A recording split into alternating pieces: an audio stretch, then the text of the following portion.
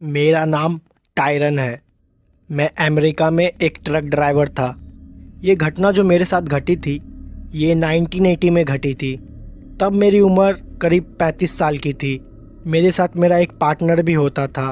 उसका नाम जॉन था। ज़्यादा लंबी ड्राइव के बाद जब मैं थक जाता था तो जॉन और मैं अपनी जगह को रिप्लेस कर लेते थे। फिर कुछ दूरी तक वो ट्रक चलाता था। ये घटना ब्राज़ीलियन नेशनल हाईवे की है। जब मैं उस रास्ते से गुज़रता था तो वहाँ पे मुझे बहुत ही ज़्यादा अजीब लगता था। वो रास्ता अपने आप में ही बहुत भयानक है। वो हाईवे जंगलों से घिरा हुआ है। उस हाईवे का 20 किलोमीटर का एरिया पूरा जंगल में आता है। जब भी किसी ट्रकर को अपनी डिलीवरी जल्दी करनी होती है तो वो लोग वही रास्ता निकल जाते हैं।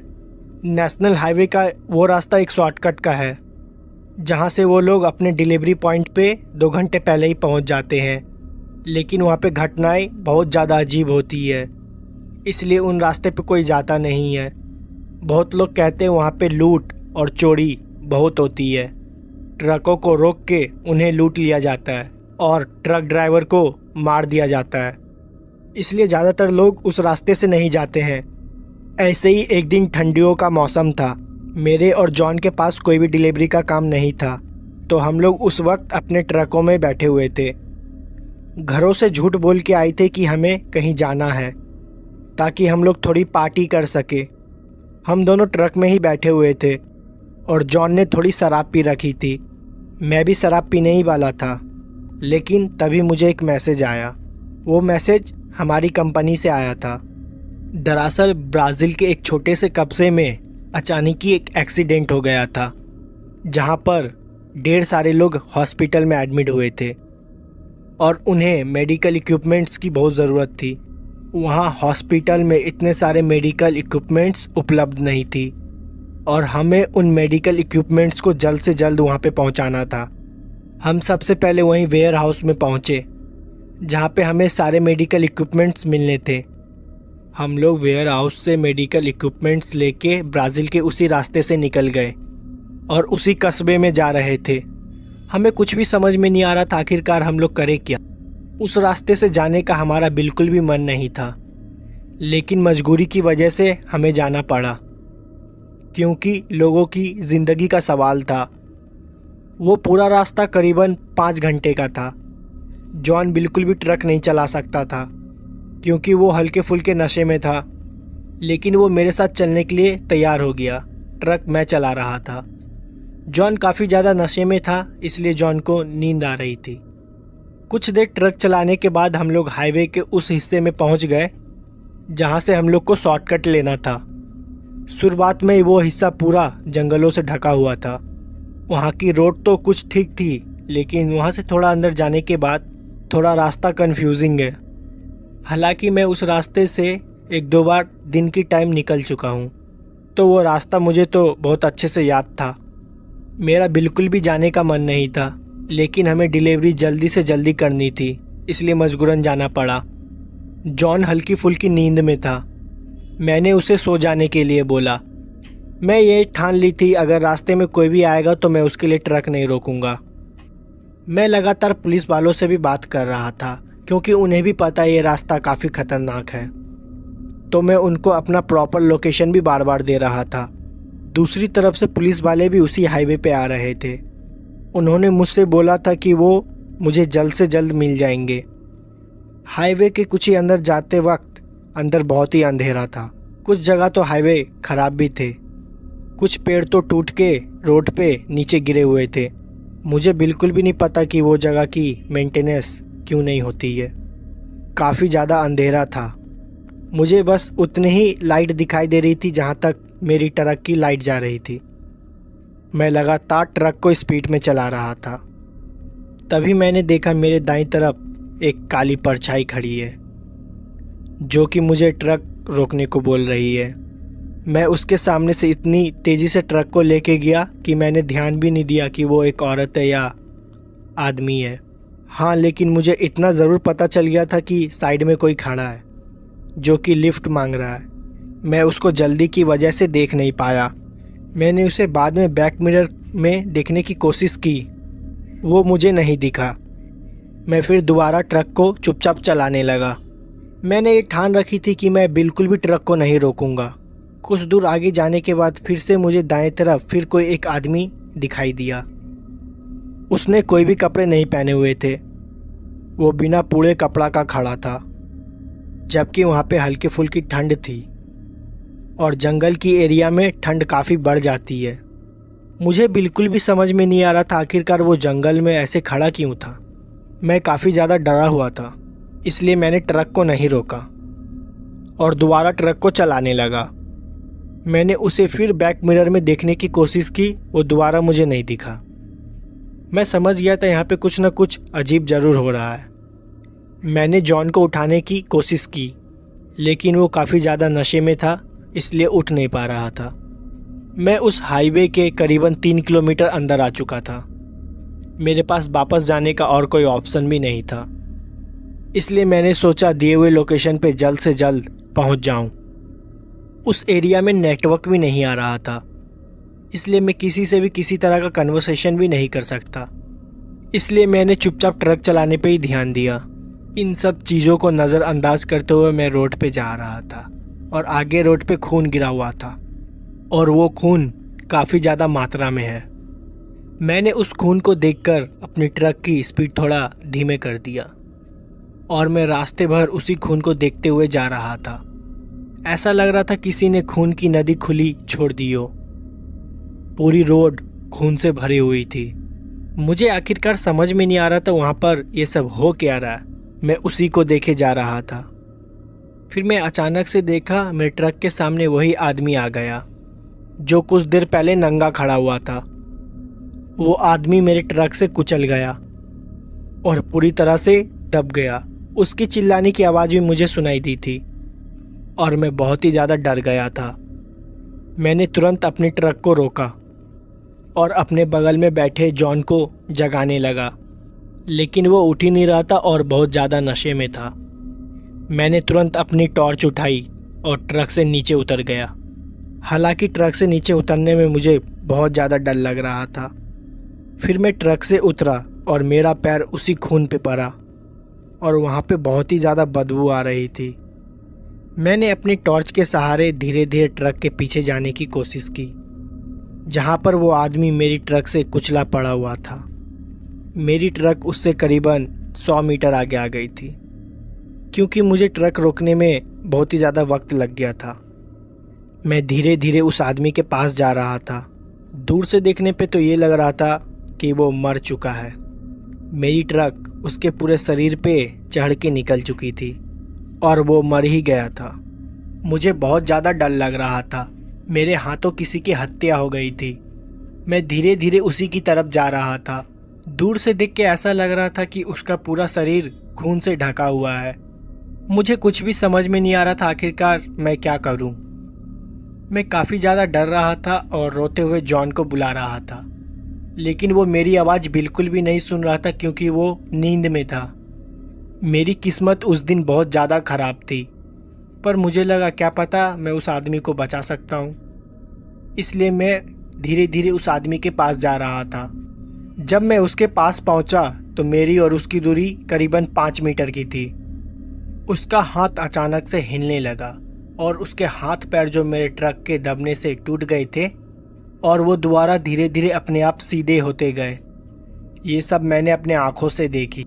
मेरे ही आंखों के सामने वो आदमी अपने 2 पैरों के ऊपर खड़ा हो गया और वो दोबारा खड़ा होकर मुझे देख रहा था और कुछ ही सेकंड के बाद वो पूरा नॉर्मल हो गया था, जैसे मुझे पहले दिखाई दे रहा था। उसका पूरा शरीर खून से लथपथ ढका हुआ था और उसकी आंखें बहुत ही ज़्यादा भयानक लग रही थी। उसने कोई भी कपड़े नहीं पहने हुए थे। वो मेरे तरफ चिल्लाते हुए भागा और मैं अपनी ट्रक के तरफ भागा। वो क्या चीज़ थी मुझे बिल्कुल भी नहीं पता। रोड पे पड़े खून की वजह से मैं ढंग से भाग नहीं पा रहा था क्योंकि मेरे पैर फिसल रहे थे। मैं किसी भी तरह भागते हुए अपने ट्रक के पास पहुंचा और जो आदमी मेरे सामने खड़ा था वो बहुत ही लंगड़ा के चल रहा था। ऐसा लग रहा था उसका पैर में बहुत बुरा तरह का चोट लगा है, लेकिन मेरे आँख के सामने ही वो मर के जिंदा हुआ था। मैं जॉन का नाम लेते हुए चिल्लाते हुए ट्रक के अंदर जा रहा था। मैं जॉन को उठाने की कोशिश भी की और जॉन हल्का सा उठा भी, लेकिन वो फिर से सो गया और मैंने ट्रक को दोबारा भगा दिया। जब मैं बैक मिरर में देख रहा था तो वो आदमी मेरे पीछे चलते चलते आ रहा था। उस पूरी रोड पे खून फैला हुआ था। मेरे ट्रक के टायर भी पूरे खून से सने हुए थे। कुछ दूर ट्रक चलाने के बाद मैंने देखा दूसरी साइड से कुछ पुलिस की गाड़ियाँ आ रही है, जो कि शायद मेरे लिए ही आ रही थी। मैं बहुत ज़्यादा डरा हुआ था। मैंने तुरंत जाके उनके पास गाड़ी रोका और उन्होंने पूछा कि मेरा तुमसे कनेक्शन कैसे टूट गया। मैंने उन्हें सारी चीज़ें बताई और जैसे ही मैंने फिर अपने ट्रक के टायर को देखा, वो पूरा एकदम तरह से नॉर्मल था। मैं उन्हें बार बार वो चीज़ समझाने की कोशिश कर रहा था, लेकिन उन्हें कुछ भी समझ में नहीं आ रहा था। उन्हें लग रहा था कि मैं बहाना दे रहा हूँ। फिर उन पुलिस की कार में से एक कार उन्हीं जंगल की तरफ से गई जिधर से मैं आ रहा था। फिर वहाँ से इन्फॉर्मेशन आई कि वहाँ पे सब कुछ ठीक है और रोड पे कोई भी खून के दाग या छींटे कुछ नहीं मिले और ना ही वो आदमी और जिसको मैंने कुचल दिया था। वो लोग मेरी बात मानने के लिए तैयार ही नहीं थे। इस चीज़ पे उन्होंने मेरे से ज़्यादा बहस नहीं की। उन्होंने मुझसे कहा कि मेडिकल के सारे इक्विपमेंट्स जल्द से जल्द हॉस्पिटल पहुंचा दो, फिर वो उसके बाद मेरी रिपोर्ट लेंगे। मैंने वैसा ही किया। मैं काफ़ी ज़्यादा डरा हुआ था। मैं 1 घंटे में हॉस्पिटल पहुंच भी गया और सारे इक्विपमेंट्स दे दिया। उसके बाद कुछ पुलिस वाले दोबारा मेरे पास आए और उन्होंने मेरे से दोबारा पूछताछ की कि मैं लेट क्यों हो गया था और मेरा कनेक्शन उनसे टूट क्यों गया था। मैंने सारी बातें बताई उन्हें, लेकिन उन्होंने मेरी बात पे विश्वास नहीं किया। फिर उन्होंने जॉन से पूछा, लेकिन जॉन तो पूरे रास्ते सो रहा था। फिर उन्होंने जॉन से पूछताछ की तो उन्हें पता चल गया था कि जॉन दारू पी है, लेकिन अब तो उन्होंने मेरी बात पे एकदम भी विश्वास नहीं करने वाले थे। उन्होंने मेरा भी अल्कोहल टेस्ट किया, लेकिन मैंने उस टाइम शराब नहीं पी रखी थी। पुलिस वाले मेरे बात पे विश्वास नहीं कर रहे थे। उन्हें लगा कि मैंने किसी तरह का और नशा कर रखा है, इसलिए शायद मुझे अजीब और गरीब ऐसी चीज़ दिखाई दे रही थी। लेकिन मेरे साथ जो कुछ भी हुआ था वो एकदम सच था। उस घटना के बाद मैं कई दिनों तक उस ट्रक को हाथ भी नहीं लगाई। जॉन ने मुझे बहुत बार चलने के लिए बोला, लेकिन मेरे अंदर उस आदमी का डर बहुत तरीके से भर चुका था। आखिरकार वो कौन था, वहाँ पे क्या कर रहा था, मुझे कुछ भी समझ में नहीं आया।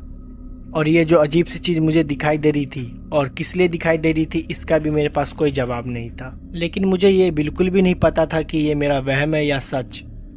अगर ये सच था तो मेरी किस्मत उस दिन बहुत ज़्यादा अच्छी थी कि मैं बच गया, और फिर ऐसी घटना मेरे साथ जीवन में दोबारा कभी भी नहीं घटी। लेकिन फिर उस रोड पर मैं दोबारा कभी भी नहीं गया। दोस्तों, रात के यही कुछ 9:15 बजे का समय था जब मैं दिल्ली की मेन बाज़ार से खरीदारी करके पुराने बस स्टॉप के उधर जाने के लिए एक रिक्शा रोका, पर उस रिक्शे वाले ने पुराने बस स्टॉप के पास जाने से मना कर दिया और कहा, अरे भाई साहब, यहाँ पे एक नया बस स्टैंड है, आप वहाँ पे चले जाइए, क्योंकि रात में वो पुराना बस स्टॉप बंद हो जाता है। दोस्तों, वो क्या था कि न्यू बस स्टैंड से मेरे लिए कोई डायरेक्ट बस नहीं थी और दिन में मैं अपने यहाँ से सीधे बस स्टैंड पे उतरा था, इसलिए मुझे वहीं पे जाना था, क्योंकि मेरी बस वहाँ से सीधी जो थी। लिहाजन उस रिक्शे वाले से मैंने कहा, रात में वो बस स्टैंड बंद क्यों हो जाता है, वहाँ कोई भूत वूत घूमता है क्या? पहले तो वो रिक्शे वाला मेरा बात सुन के थोड़ा सा मुस्कुराया और फिर बोला, अगर भाई साहब वहाँ पे भूत घूमते ना तब तो ठीक था, लेकिन वहाँ कुछ ऐसा है, एक बार कोई इंसान देख लेता है और उसका मुंह दोबारा नहीं खुलता और सदमे में जाके अपनी जान गंवा देता है या फिर उसका कलेजा फट जाता है।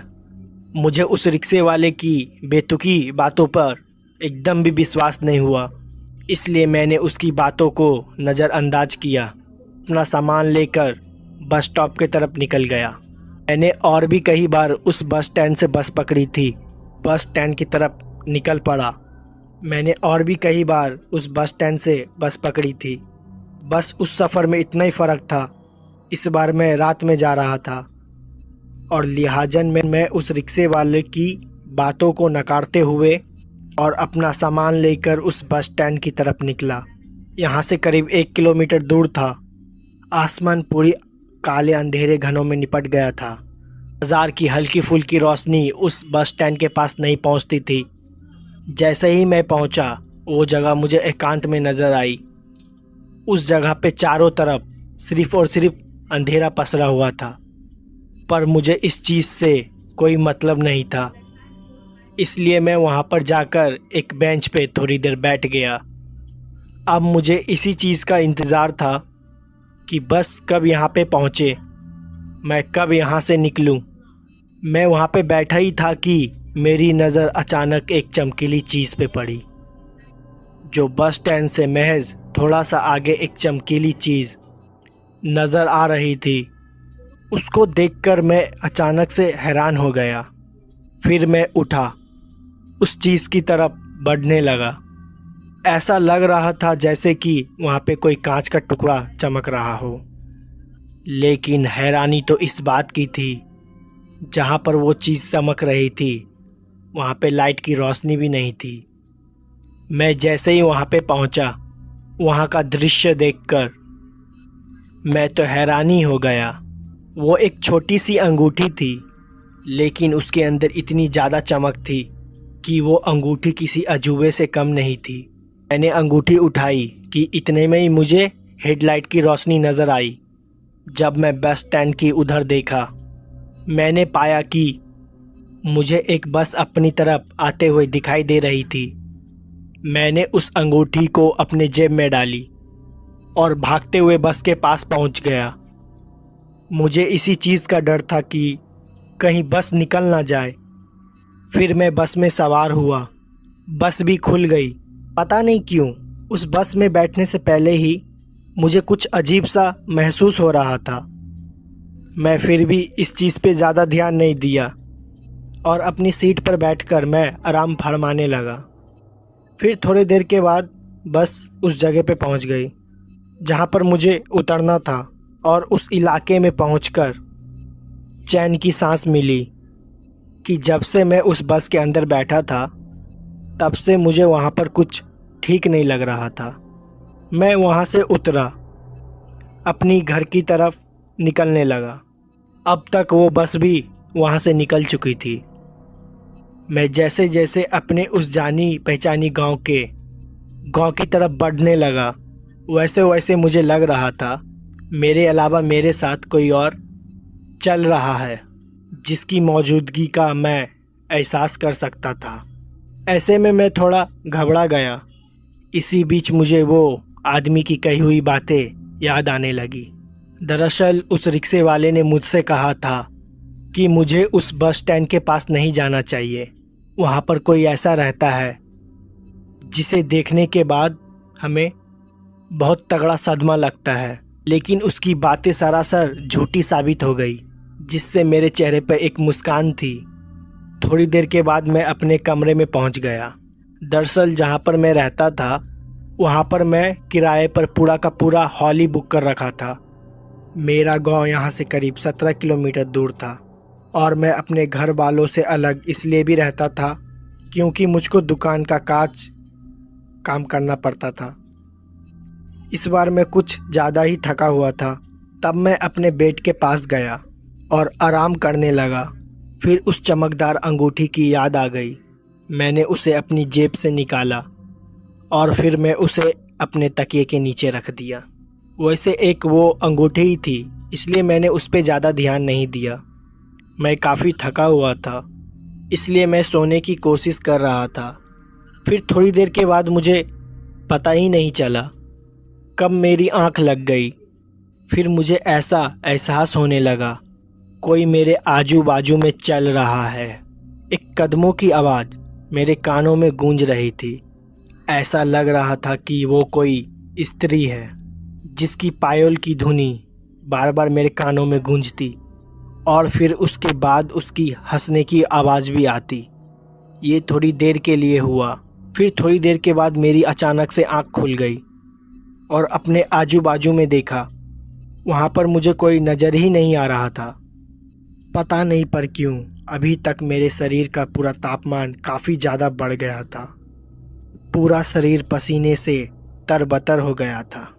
मेरी हिम्मत भी नहीं थी कि बाहर उठकर देख सकूं। कि मेरे साथ हो क्या रहा था। ऊपर से मेरा सर भी बहुत भारी था। मुझे लगा कि शायद ज़्यादा थकावन की होने की वजह से मेरा सर दर्द कर रहा है। फिर से मैं अपनी बेड पर सर रख के सोने लगा, लेकिन दोस्तों आवाज़ों का आना बंद नहीं हुआ। जैसे ही मैं अपनी आंख बंद करके नींद में जाता तो मुझे तभी बहुत ही डरावनी आवाज़ें सुनाई देती। जैसे तैसे मैंने उस रात को बिताया।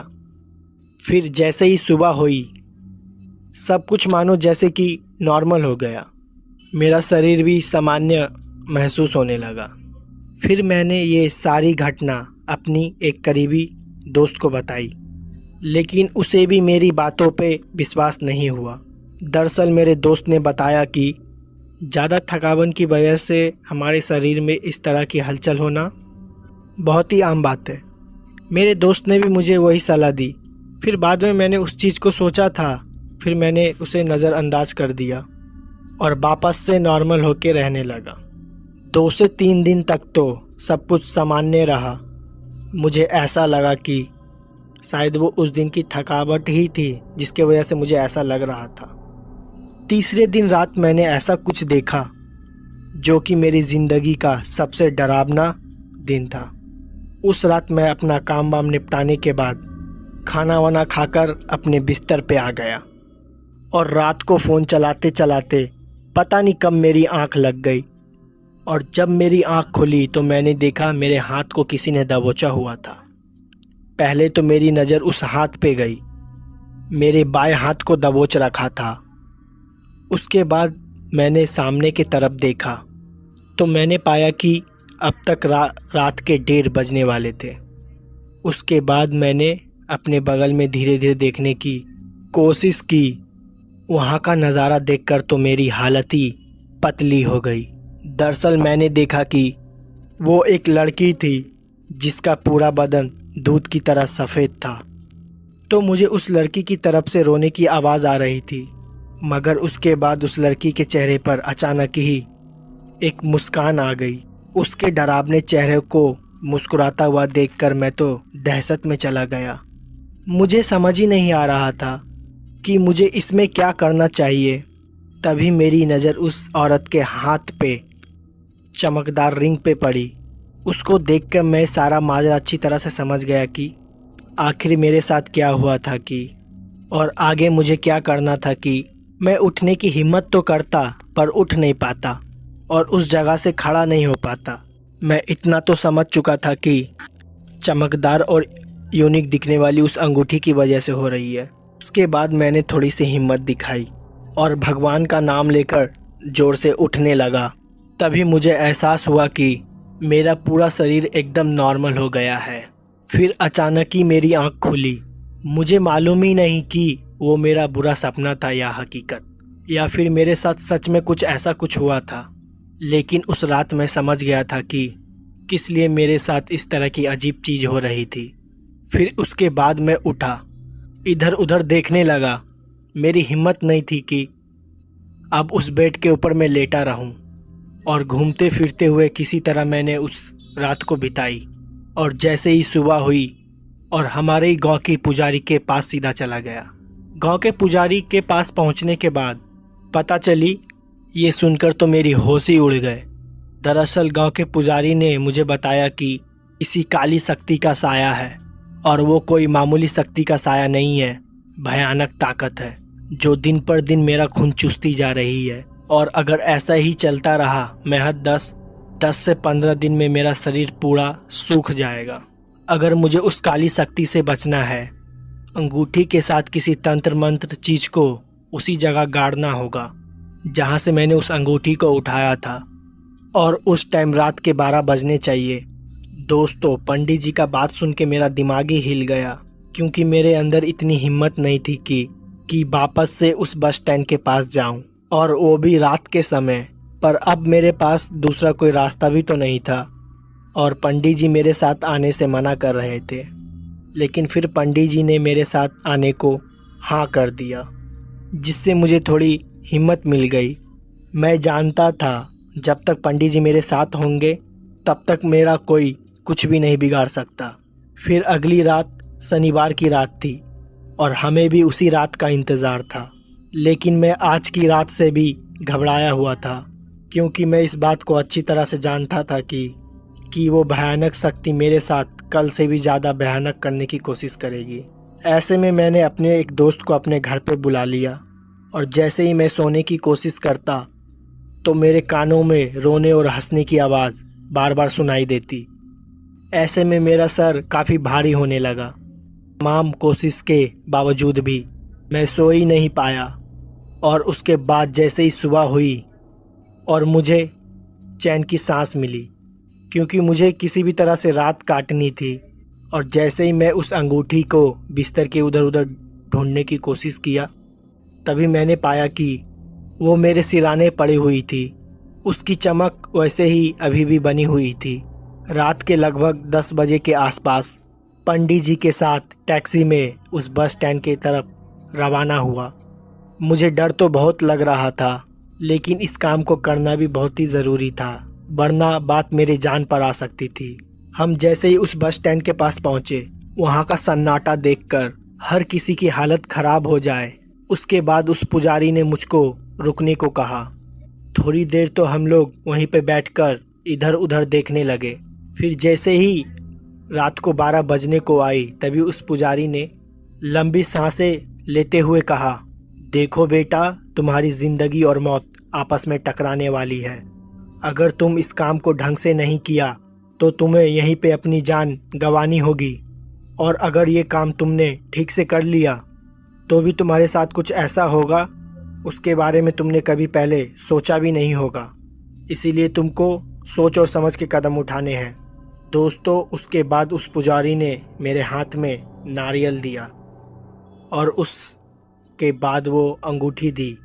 उस नारियल के ऊपर खून के कुछ छींटे थी। शायद वो छींटे इसलिए भी थी, शायद किसी भी बुरी शक्ति को अपनी ओर आमंत्रित किया जाए।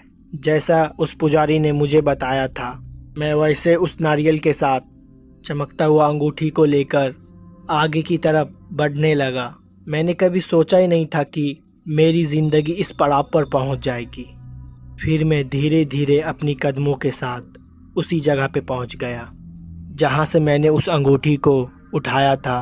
पता नहीं मुझे क्यों ऐसा लग रहा था कि मेरे साथ साथ कोई और भी है, जिसके होने का मुझे एहसास हो सकता था, लेकिन मैं उसे देख नहीं सकता था। मैं जैसे ही ठीक उस जगह पे पहुंचा तो मैंने उस नारियल के साथ ठीक उस अंगूठी को वैसे ही रख दिया जैसा कि उस पुजारी ने मुझको बताया था। जैसे ही मैं उस नारियल के साथ अंगूठी को रखा, वैसे ही पूरी धरती कांपने लगी और वैसे ही अंदर से एक हाथ बाहर निकला, धूल को फाड़ कर। जैसे ही वो हाथ बाहर निकला, डर के मारे मेरा शरीर पूरा पसीना छोड़ने लगा। मैं तुरंत ही मुड़ा और वहाँ से भागने लगा। दरअसल उस पुजारी बाबा ने मुझको बताया था कि ऐसा होते ही मुझे वहाँ से सर पर दौड़ लगानी है, सीधा जाकर गाड़ी में बैठ जाना है। फिर ठीक मैंने वैसा ही किया। जैसे ही मैं गाड़ी में आकर बैठा, पुजारी बाबा ने मुझे कुछ नियम बताए। उस नियम का ध्यान रखना था और उसके बाद गाड़ी स्टार्ट हुई और हम सभी घर लौट आए। पर अच्छी बात यह थी कि उस दिन के बाद मैंने दोबारा उस तरह की कभी भी आवाज़ नहीं सुनी। और साथ ही इस घटना के बारे में मैं अपने कुछ दोस्तों को बताया, तब जाकर मुझको पता चला कि उस बस स्टैंड पर लगभग 7 साल पहले एक महिला की मौत हो गई थी। बदमाश लोग ने उनके गहने वगैरह चुराकर और साथ गलत काम कर लिया और उस दिन के बाद से उस महिला की उस बस स्टैंड पे अपनी कब्जा जमा लिया। पर उस बस स्टैंड पर रात को सोने चांदी चीज़ जैसी पड़ी हुई मिलती है, जिनको उठाने के बाद इंसान कभी भी सुखी नहीं रहता। फिर दोस्तों, उसके बाद से मैं कभी भी रात को कभी भी उस बस स्टैंड की तरफ जाने की हिम्मत नहीं की। तो दोस्तों, इस कहानी में बस इतना ही। अगर कहानी आपको पसंद आई हो तो वीडियो को लाइक शेयर कमेंट ज़रूर कर दें। मैं आपका दोस्त जल्दी ही मिलूँगा ऐसी फिर कोई घटना के साथ। मेरा नाम टायरन है। मैं अमेरिका में एक ट्रक ड्राइवर था। ये घटना जो मेरे साथ घटी थी, ये 1980 में घटी थी। तब मेरी उम्र करीब 35 साल की थी। मेरे साथ मेरा एक पार्टनर भी होता था, उसका नाम जॉन था। ज़्यादा लंबी ड्राइव के बाद जब मैं थक जाता था तो जॉन और मैं अपनी जगह को रिप्लेस कर लेते थे। फिर कुछ दूरी तक वो ट्रक चलाता था। ये घटना ब्राज़ीलियन नेशनल हाईवे की है। जब मैं उस रास्ते से गुजरता था तो वहाँ पे मुझे बहुत ही ज़्यादा अजीब लगता था। वो रास्ता अपने आप में ही बहुत भयानक है। वो हाईवे जंगलों से घिरा हुआ है। उस हाईवे का 20 किलोमीटर का एरिया पूरा जंगल में आता है। जब भी किसी ट्रकर को अपनी डिलीवरी जल्दी करनी होती है तो वो लोग वही रास्ता निकल जाते हैं। नेशनल हाईवे का वो रास्ता एक शॉर्टकट का है जहाँ से वो लोग अपने डिलीवरी पॉइंट पे 2 घंटे पहले ही पहुँच जाते हैं। लेकिन वहाँ पे घटनाएं बहुत ज़्यादा अजीब होती है, इसलिए उन रास्ते पे कोई जाता नहीं है। बहुत लोग कहते हैं वहाँ पे लूट और चोरी बहुत होती है। ट्रकों को रोक के उन्हें लूट लिया जाता है और ट्रक ड्राइवर को मार दिया जाता है, इसलिए ज़्यादातर लोग उस रास्ते से नहीं जाते हैं। ऐसे ही एक दिन ठंडियों का मौसम था। मेरे और जॉन के पास कोई भी डिलीवरी का काम नहीं था, तो हम लोग उस वक्त अपने ट्रकों में बैठे हुए थे। घरों से झूठ बोल के आए थे कि हमें कहीं जाना है ताकि हम लोग थोड़ी पार्टी कर सके। हम दोनों ट्रक में ही बैठे हुए थे और जॉन ने थोड़ी शराब पी रखी थी। मैं भी शराब पीने ही वाला था, लेकिन तभी मुझे एक मैसेज आया। वो मैसेज हमारी कंपनी से आया था।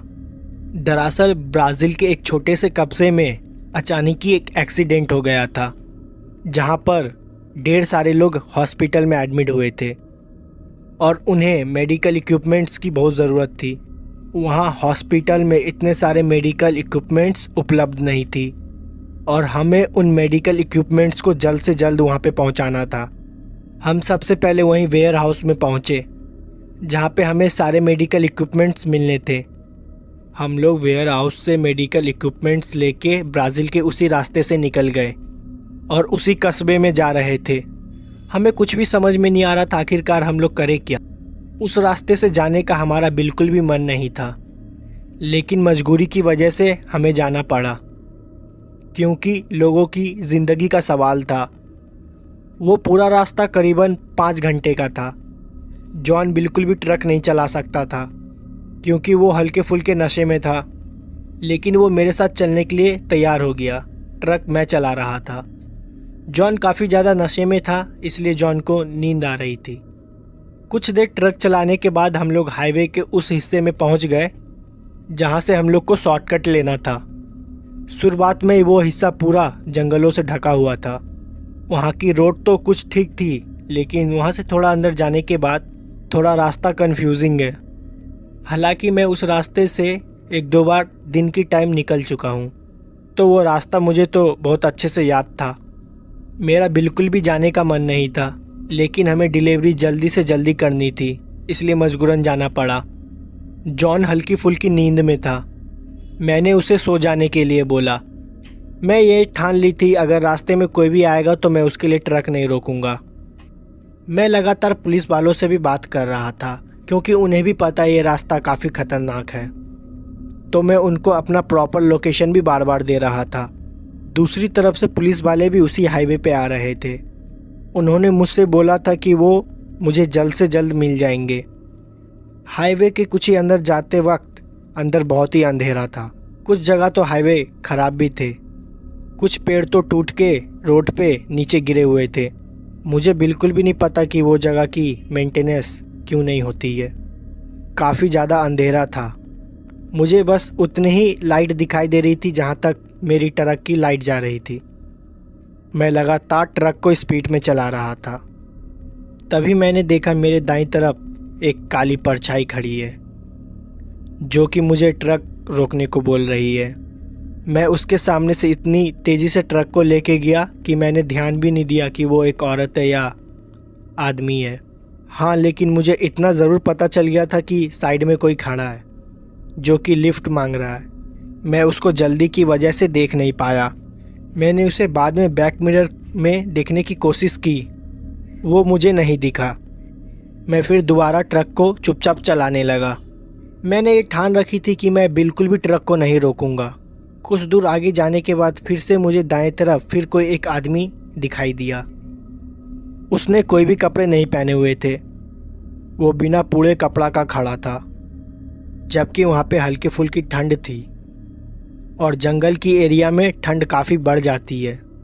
मुझे बिल्कुल भी समझ में नहीं आ रहा था आखिरकार वो जंगल में ऐसे खड़ा क्यों था। मैं काफ़ी ज़्यादा डरा हुआ था, इसलिए मैंने ट्रक को नहीं रोका और दोबारा ट्रक को चलाने लगा। मैंने उसे फिर बैक मिरर में देखने की कोशिश की, वो दोबारा मुझे नहीं दिखा। मैं समझ गया था यहाँ पे कुछ ना कुछ अजीब ज़रूर हो रहा है। मैंने जॉन को उठाने की कोशिश की, लेकिन वो काफ़ी ज़्यादा नशे में था, इसलिए उठ नहीं पा रहा था। मैं उस हाईवे के करीबन 3 किलोमीटर अंदर आ चुका था। मेरे पास वापस जाने का और कोई ऑप्शन भी नहीं था, इसलिए मैंने सोचा दिए हुए लोकेशन पे जल्द से जल्द पहुंच जाऊं।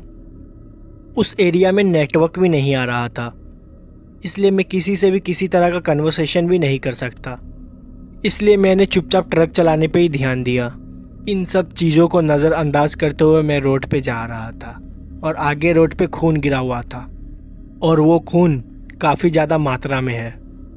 मैंने उस खून को देखकर अपनी ट्रक की स्पीड थोड़ा धीमे कर दिया और मैं रास्ते भर उसी खून को देखते हुए जा रहा था। ऐसा लग रहा था किसी ने खून की नदी खुली छोड़ दी हो। पूरी रोड खून से भरी हुई थी। मुझे आखिरकार समझ में नहीं आ रहा था वहाँ पर ये सब हो क्या रहा है। मैं उसी को देखे जा रहा था। फिर मैं अचानक से देखा मेरे ट्रक के सामने वही आदमी आ गया जो कुछ देर पहले नंगा खड़ा हुआ था। वो आदमी मेरे ट्रक से कुचल गया और पूरी तरह से दब गया। उसकी चिल्लाने की आवाज़ भी मुझे सुनाई दी थी और मैं बहुत ही ज़्यादा डर गया था। मैंने तुरंत अपने ट्रक को रोका और अपने बगल में बैठे जॉन को जगाने लगा, लेकिन वो उठ ही नहीं रहा था और बहुत ज़्यादा नशे में था। मैंने तुरंत अपनी टॉर्च उठाई और ट्रक से नीचे उतर गया। हालांकि ट्रक से नीचे उतरने में मुझे बहुत ज़्यादा डर लग रहा था। फिर मैं ट्रक से उतरा और मेरा पैर उसी खून पे पड़ा और वहाँ पे बहुत ही ज़्यादा बदबू आ रही थी। मैंने अपनी टॉर्च के सहारे धीरे धीरे ट्रक के पीछे जाने की कोशिश की, जहाँ पर वो आदमी मेरी ट्रक से कुचला पड़ा हुआ था। मेरी ट्रक उससे करीबन 100 मीटर आगे आ गई थी, क्योंकि मुझे ट्रक रोकने में बहुत ही ज़्यादा वक्त लग गया था। मैं धीरे धीरे उस आदमी के पास जा रहा था। दूर से देखने पे तो ये लग रहा था कि वो मर चुका है। मेरी ट्रक उसके पूरे शरीर पे चढ़ के निकल चुकी थी और वो मर ही गया था। मुझे बहुत ज़्यादा डर लग रहा था। मेरे हाथों किसी की हत्या हो गई थी। मैं धीरे धीरे उसी की तरफ जा रहा था। दूर से देख के ऐसा लग रहा था कि उसका पूरा शरीर खून से ढका हुआ है। मुझे कुछ भी समझ में नहीं आ रहा था आखिरकार मैं क्या करूं। मैं काफ़ी ज़्यादा डर रहा था और रोते हुए जॉन को बुला रहा था, लेकिन वो मेरी आवाज़ बिल्कुल भी नहीं सुन रहा था क्योंकि वो नींद में था। मेरी किस्मत उस दिन बहुत ज़्यादा ख़राब थी, पर मुझे लगा क्या पता मैं उस आदमी को बचा सकता हूँ। इसलिए मैं धीरे धीरे उस आदमी के पास जा रहा था। जब मैं उसके पास पहुँचा तो मेरी और उसकी दूरी करीबन 5 मीटर की थी। उसका हाथ अचानक से हिलने लगा और उसके हाथ पैर जो मेरे ट्रक के दबने से टूट गए थे और वो दोबारा धीरे धीरे अपने आप सीधे होते गए। ये सब मैंने अपने आँखों से देखी। मेरे ही आँखों के सामने वो आदमी अपने 2 पैरों के ऊपर खड़ा हो गया और वो दोबारा खड़ा होकर मुझे देख रहा था और कुछ ही सेकंड के बाद वो पूरा नॉर्मल हो गया था, जैसे मुझे पहले दिखाई दे रहा था। उसका पूरा शरीर खून से लथपथ ढका हुआ था और उसकी आंखें बहुत ही ज़्यादा भयानक लग रही थी। उसने कोई भी कपड़े नहीं पहने हुए थे। वो मेरे तरफ चिल्लाते हुए भागा और मैं अपनी ट्रक के तरफ भागा। वो क्या चीज़ थी मुझे बिल्कुल भी नहीं पता। रोड पे पड़े खून की वजह से मैं ढंग से भाग नहीं पा रहा था क्योंकि मेरे पैर फिसल रहे थे। मैं किसी भी तरह भागते हुए अपने ट्रक के पास पहुंचा और जो आदमी मेरे सामने खड़ा था वो बहुत ही लंगड़ा के चल रहा था। ऐसा लग रहा था उसका पैर में बहुत बुरा तरह का चोट लगा है, लेकिन मेरे आँख के सामने ही वो मर के जिंदा हुआ था। मैं जॉन का नाम लेते हुए चिल्लाते हुए ट्रक के अंदर जा रहा था। मैं जॉन को उठाने की कोशिश भी की और जॉन हल्का सा उठा भी, लेकिन वो फिर से सो गया और मैंने ट्रक को दोबारा भगा दिया। जब मैं बैक मिरर में देख रहा था तो वो आदमी मेरे पीछे चलते चलते आ रहा था। उस पूरी रोड पे खून फैला हुआ था। मेरे ट्रक के टायर भी पूरे खून से सने हुए थे। कुछ दूर ट्रक चलाने के बाद मैंने देखा दूसरी साइड से कुछ पुलिस की गाड़ियाँ आ रही है, जो कि शायद मेरे लिए ही आ रही थी। मैं बहुत ज़्यादा डरा हुआ था। मैंने तुरंत जाके उनके पास गाड़ी रोका और उन्होंने पूछा कि मेरा तुमसे कनेक्शन कैसे टूट गया। मैंने उन्हें सारी चीज़ें बताई और जैसे ही मैंने फिर अपने ट्रक के टायर को देखा, वो पूरा एकदम तरह से नॉर्मल था। मैं उन्हें बार बार वो चीज़ समझाने की कोशिश कर रहा था, लेकिन उन्हें कुछ भी समझ में नहीं आ रहा था। उन्हें लग रहा था कि मैं बहाना दे रहा हूँ। फिर उन पुलिस की कार में से एक कार उन्हीं जंगल की तरफ से गई जिधर से मैं आ रहा था। फिर वहाँ से इन्फॉर्मेशन आई कि वहाँ पे सब कुछ ठीक है और रोड पे कोई भी खून के दाग या छींटे कुछ नहीं मिले, और ना ही वो आदमी और जिसको मैंने कुचल दिया था। वो लोग मेरी बात मानने के लिए तैयार ही नहीं थे। इस चीज़ पे उन्होंने मेरे से ज़्यादा बहस नहीं की। उन्होंने मुझसे कहा कि मेडिकल के सारे इक्विपमेंट्स जल्द से जल्द हॉस्पिटल पहुंचा दो, फिर वो उसके बाद मेरी रिपोर्ट लेंगे। मैंने वैसा ही किया। मैं काफ़ी ज़्यादा डरा हुआ था। मैं 1 घंटे में हॉस्पिटल पहुंच भी गया और सारे इक्विपमेंट्स दे दिया। उसके बाद कुछ पुलिस वाले दोबारा मेरे पास आए और उन्होंने मेरे से दोबारा पूछताछ की कि मैं लेट क्यों हो गया था और मेरा कनेक्शन उनसे टूट क्यों गया था। मैंने सारी बातें बताई उन्हें, लेकिन उन्होंने मेरी बात पे विश्वास नहीं किया। फिर उन्होंने जॉन से पूछा, लेकिन जॉन तो पूरे रास्ते सो रहा था।